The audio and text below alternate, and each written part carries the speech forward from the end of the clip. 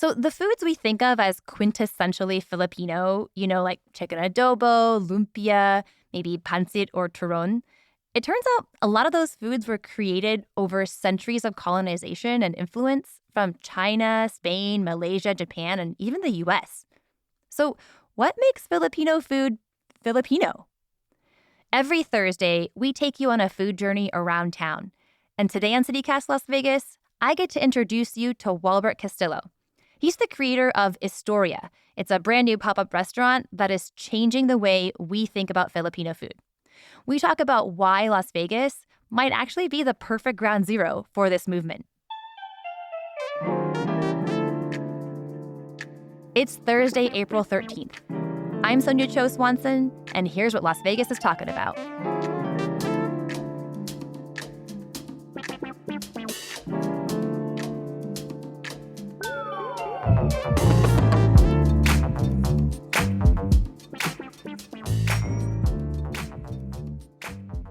Well, Walbert Castillo, welcome to CityCast Las Vegas.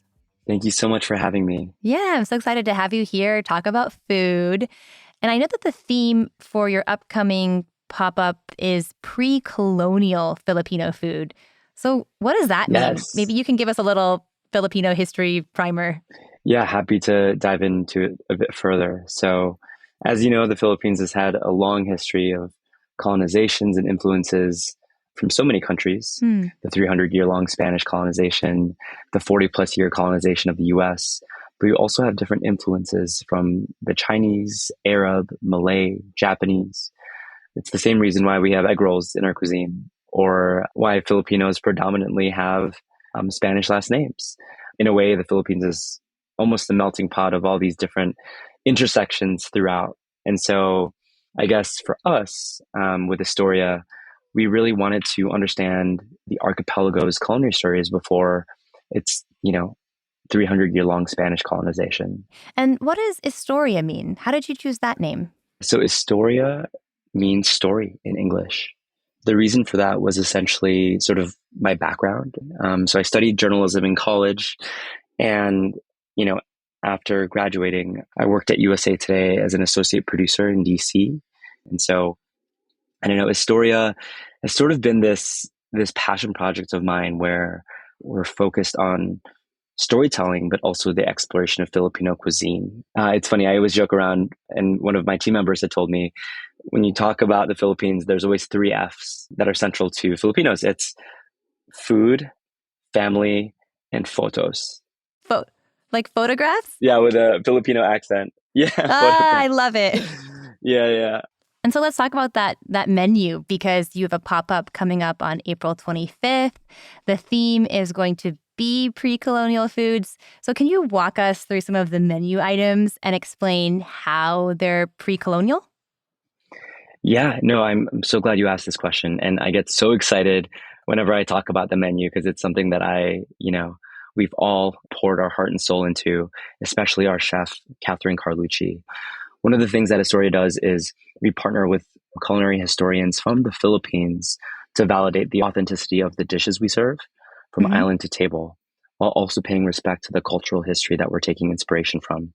So there's one dish that we have called the Kamayan charcuterie board. One thing that I found very interesting was that Kamayan is translated to eat with your hands, right? And so a lot of the dishes that we know in terms of the pre-colonial Filipino origin, in terms of its nomenclature, we would name dishes based on the culinary technique. So Kamayan was to eat with your hands.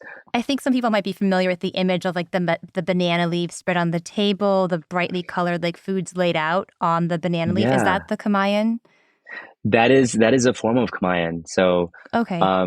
And that's actually a very interesting story too, because there are so many different forms of Kamayan that actually started with, they call it boodle fight.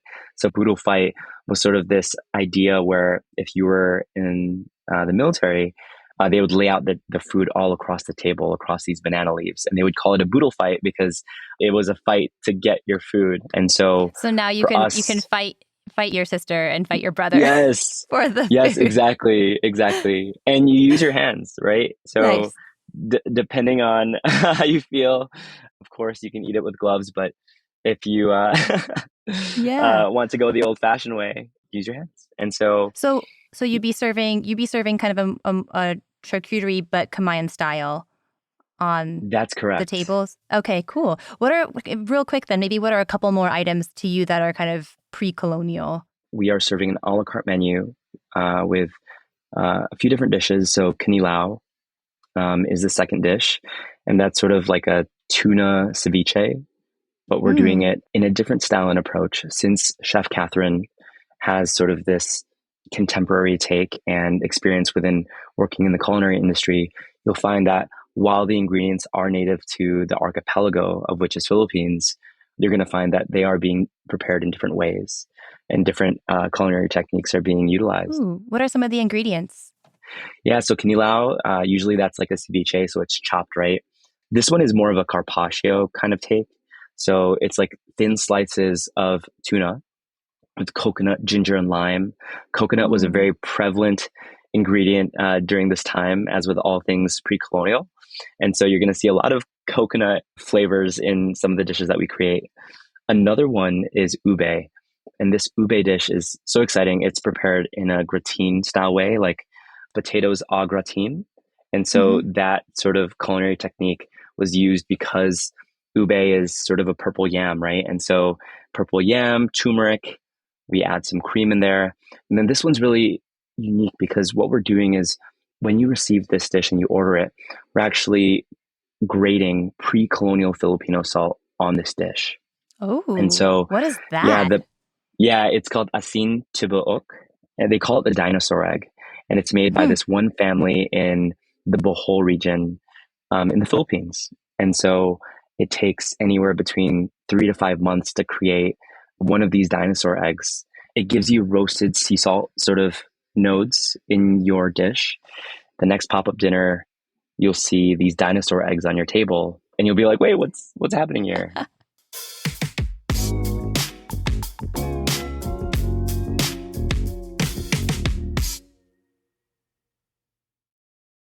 So, what are some of the ingredients that you would see in Filipino food today that are from Spanish influence that you would not serve in this meal?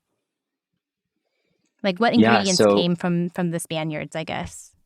yeah, and I'm glad you brought that up. So one of the dishes that we serve on our menu is the Pyanggang Cornish hen. And so Pyanggang is sort of this dish that dives a bit deeper into how pre-colonial Filipinos were just efficient with the way they use fire. So even after the fire was burnt out, they would still use the ash or the charcoal as a means to continue preparing dishes.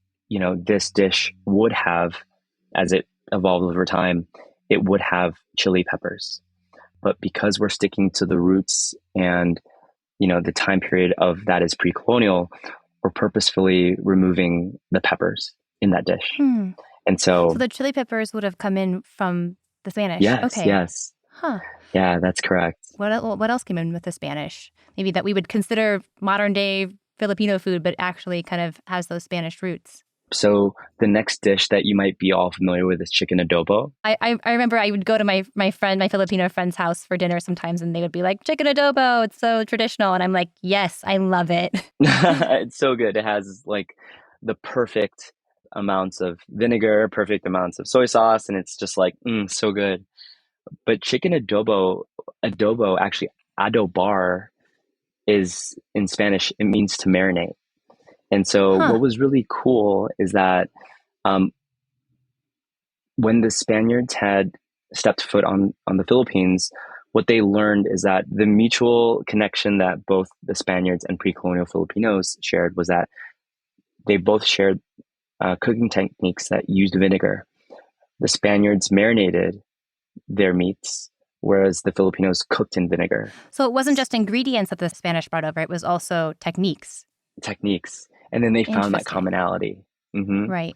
So I guess one thing I'm kind of wondering is if pre-colonial cuisine is any more authentic actually than modern day Filipino cuisine.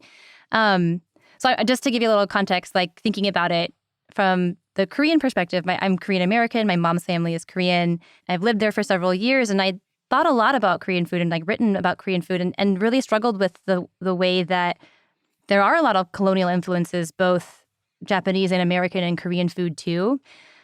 In some ways, are they still part of what makes us who we are, like the good and the bad? You know what I mean? Yeah, you bring up um, such great points about how food has evolved throughout time, right? And Mm, so I guess for us, when you step into any Astoria pop-up dinner, you're going to find that some of the dishes warrant like this Carpaccio sort of style or take, right? That you notice within European cuisine or the way that that is being prepared. It's been a challenge to really get the dishes as they were back then because there is so little written in terms of what mm, was. hmm. But I think it is important to like have these ingredients and being able to envision what is our sort of contemporary take, right? I mean, when you think about the mission, right, it's like we want to be able to connect in the disconnect with Filipino Americans who might not necessarily know Filipino foods or others, non Filipinos who might not know what Filipino cuisine is. And so, Or yeah, only understand it as like a modern kind of amalgamation of what it is today, right? And to not understand that it has these distinct roots. exactly, exactly. It's been a journey, and I'm continuing to learn from my team. In our earlier days of coming up with the Origins pop-up menu, we had European culinary terms attached, like charcuterie, crudo, gratine, like I had mentioned earlier. Oh, interesting. And so, yeah, our original intent was to add these terms to help the public get a sense of what the dishes are for those not familiar with Filipino cuisine. But we decided that, you know, let's modify the names of these dishes to really pay homage to these traditional Filipino names. And so, it's funny and kind of redundant, right? When you think of kamayan is to eat with your hands, but kinilaw is to eat raw. And so in order to, I guess familiarize people with our cuisine, we thought, would it be helpful if we added these terms? And, for us, I think it's more important to keep ourselves rooted to their original names. So Without the French. Hmm. exactly, without the French, the Italian, the European sort of umbrella of terms. You know what you're kind of making me think of because you have these modern twists on pre-colonial ingredients like the coconut, like the turmeric, like the fish and the fresh seafood without the colonial influence. It's almost like what Filipino food might have been if not for colonization, right? Yeah, no, you bring up a really great observation. Yeah, I think it's exciting because, of course, we should all be proud of our origin stories, right? But Yeah. then, I think this is the first chapter for Astoria. This pop-up will have multiple installments that'll emphasize different eras and intersections throughout the Oh, history of very the cool. Philippines.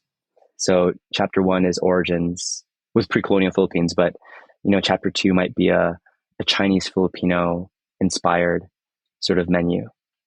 And so that's when we can sort of dip into like the lumpia Shanghai, also known as the egg rolls, or like pancit toron, which is like a banana wrapped fried egg roll. So many Oh, different things. Yeah. And that's amazing. one thing that I've learned across my conversations with my chefs too, the word elevate. Sometimes when we think of food, I oftentimes hear like, oh yeah, the food should be we're going to be serving elevated cuisine. Mm. And in a way, it's interesting because the term elevate means like you're kind of leveling up from when it was previously. We've strayed away from using that term and Because it so often means Frenchifying it, right?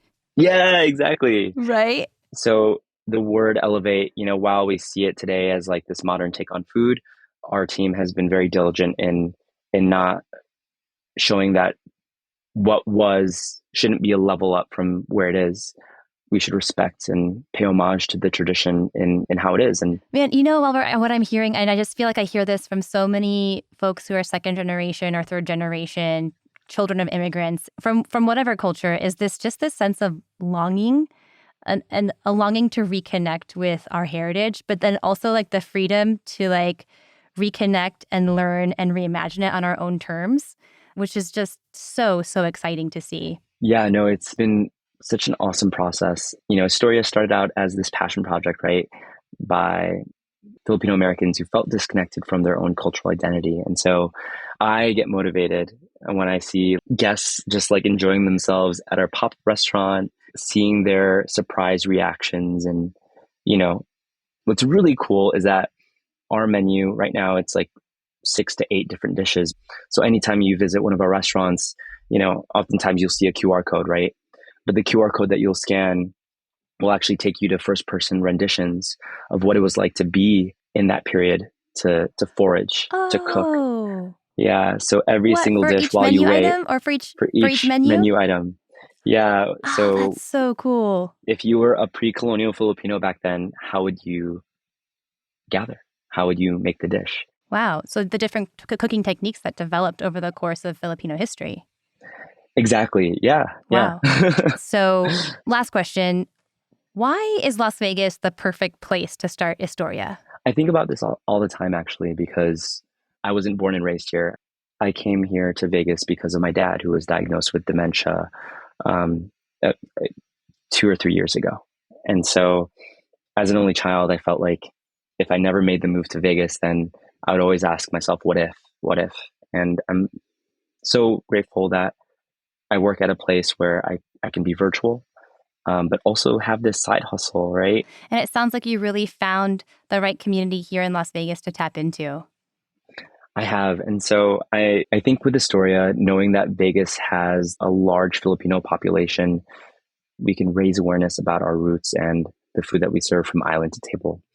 Filipinos are the largest AAPI group in Las Vegas. And so I think the Las Vegas Asian Chamber of Commerce said more than 200,000 Filipinos make up the AAPI community. So we're the largest and fastest growing AAPI community in the Valley, which is so exciting. What I'm excited for is just this ability to take you to a new experience that doesn't involve simply food on the table, but rather the storytelling experience where you can learn and be surprised and be immersed in this storytelling that is community driven, that is something to be proud of. And if we can do that, then I know we're doing the Philippines proud and we're giving light to our own heritage. That's beautifully put. Thank you so much, Walbert. We really appreciate you being here. Thank you, Sonia. And thank you, CityCast, for having me.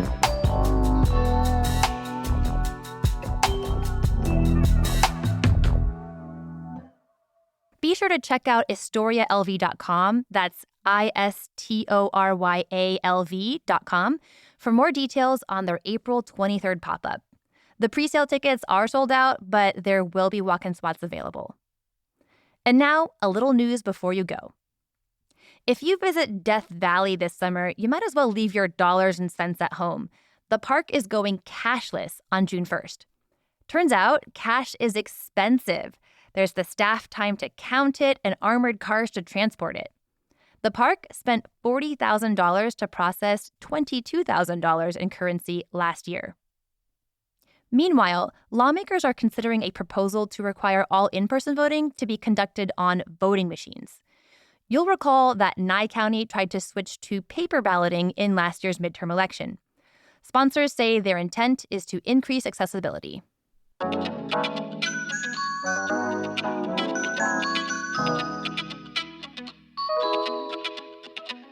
That is all for today here on CityCast Las Vegas. Did you enjoy this delicious episode? Then please go tell a friend. Just hit that share button. Go do it. Then rate the show, leave us a review, and subscribe to our morning newsletter. We'll be back tomorrow morning with more news from around the city. Take care.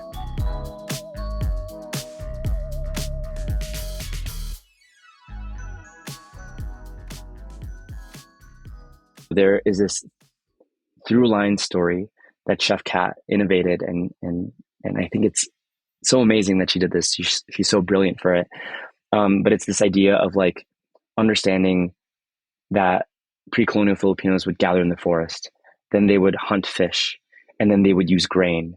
And so as you get toward the grain, you start to steam and you start to discover fire and you start to discover, different types of sweets, delicacies. So not only are we going through the transformation of, different kinds of foods, we're going through the transformation of the evolution of cooking through this menu, if that makes sense. Wow.